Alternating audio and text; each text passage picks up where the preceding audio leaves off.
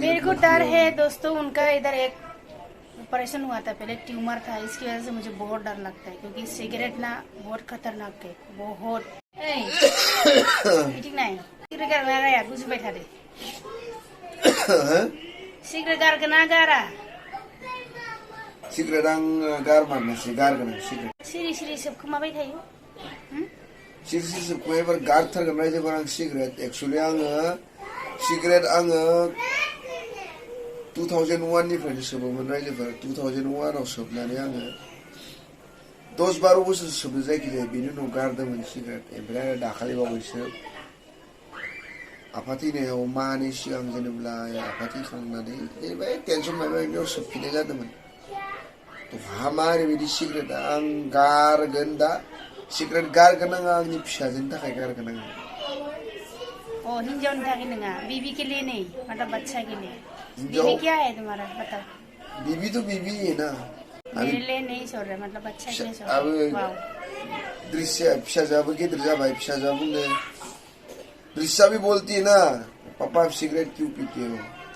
तो गाइस आं सिगरेट गारगासिनो दं गारगोननि ओमफ्राय सोबला आङो जिन्दगी सिगरेट सोबा आङो हा कसम लादों नोंनि एकदम मा होनो बेखौ नोंनि खर'नि कसम नोंनि खर'नि कसम आं सिगरेट सोबा दिननिफ्राय रायजोफोरा नोंथांमोनखौबो बुङो नोंथांमोनाबो सिगरेट दा सोब रायजोफोर सिगरेटआ ओरैबायदि हामा बुस्थु मोजां बुस्थु जा नांगौबा এই दा कम बयसाव जेनेबा सिगरेट सुनानै एकदम बोबथिंलाबायदो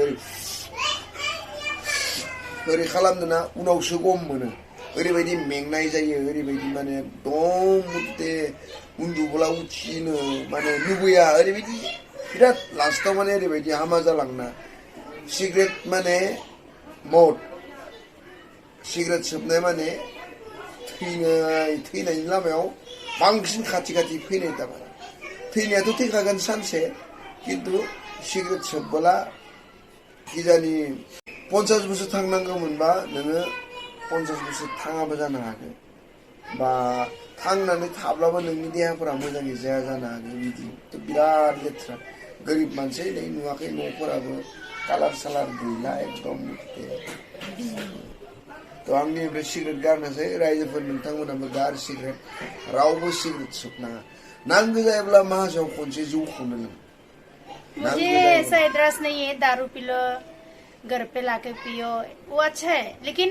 मेरे को उसका भी कभी कभी आदत बहुत खराब है कि बाहर से पी के आता है दोस्तों बताओ मुझे अच्छा नहीं लगता है जिस दिन वो बाहर से दारू पी के आता है हम दोनों का बहुत हंगामा झगड़ा हो जाता है दोस्त लोग मिलेगा तो क्या करे तो नहीं कोई किसी को भरोसा करके कुछ ये है ही नहीं आजकल अरे दोस्त दोस्त होता है ना क्या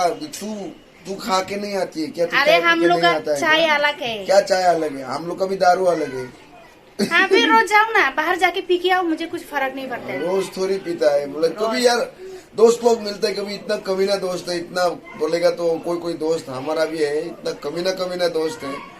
कभी कभी इतना मतलब ये करता है फोर्स करता है कि चलो यार कुछ नहीं होगा थोड़ा पिएगा तो थोड़ा कभी कभार पी के आता है तो इसके लिए यार बीबी तो बीबी होती है ना